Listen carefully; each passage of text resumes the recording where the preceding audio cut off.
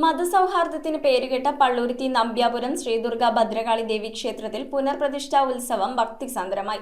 ശ്രീകുമാരനെല്ലൂർ ഭജനമഠത്തിന്റെ നേതൃത്വത്തിൽ ക്ഷേത്രം തന്ത്രി ബ്രഹ്മശ്രീ സെൽവരാജ് പ്രതിഷ്ഠാകർമ്മം നിർവഹിച്ചു.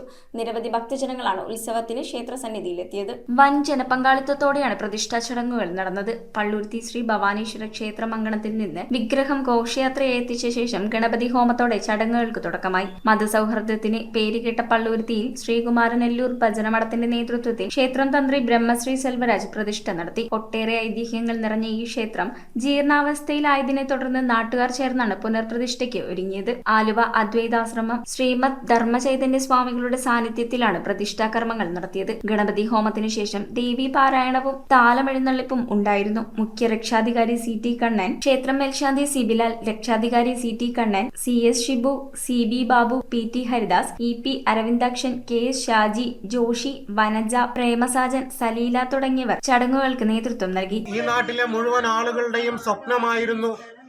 100 വർഷങ്ങൾക്ക് മുന്നേ ക്ഷേത്രമുണ്ടായിരുന്നു. അതിന്റെ ജീർണാവസ്ഥയിൽ അത് ക്ഷയിച്ചു പോവുകയും ഈ ട്രസ്റ്റ് രൂപീകരിച്ച് ഇത്തരത്തിലുള്ള ഒരു ശ്രീകോവിലിൽ ദേവിയെ കുടിയിരുത്താൻ സാധിച്ച ഈ നിമിഷം നമുക്ക് ഈ നാട്ടിലെ മുഴുവൻ ഭക്തജനങ്ങളോടും ഞങ്ങൾ കടപ്പെട്ടിരിക്കുന്നു. വൈകുന്നേരം മറ്റുള്ള പ്രതിഷ്ഠാ ദിനങ്ങളിൽ നിന്നും വ്യത്യസ്തമായി നമ്മുടെ ദേശത്തിലെ ഉന്നതമായ പദവിയിലിരിക്കുന്നവരെയും കലാകാരന്മാരെയും മാധ്യമ രംഗത്ത് പ്രശോഭിക്കുന്നവരെയും കലാരംഗത്ത് പ്രശോഭിക്കുന്നവരെയൊക്കെ അമ്മയുടെ തിരുമുമ്പിൽ വെച്ച് ആദരിക്കുന്നു. അതിനും എത്തിപ്പെടുന്നത് ശിവഗിരി മഠത്തിൻ്റെ പ്രധാന സന്യാസി ശ്രേഷ്ഠനായ ശ്രീമദ് ശിവസ്വരൂപാനന്ദ സ്വാമിജി അവറുകളാണ്.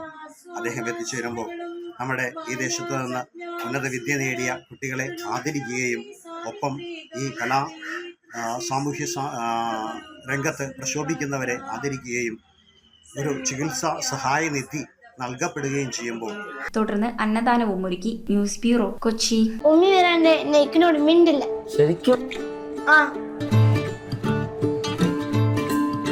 രുചിയോടൊപ്പം ഹൃദയങ്ങൾ ഒന്നാകുന്ന റംസാൻ ദിനങ്ങൾ.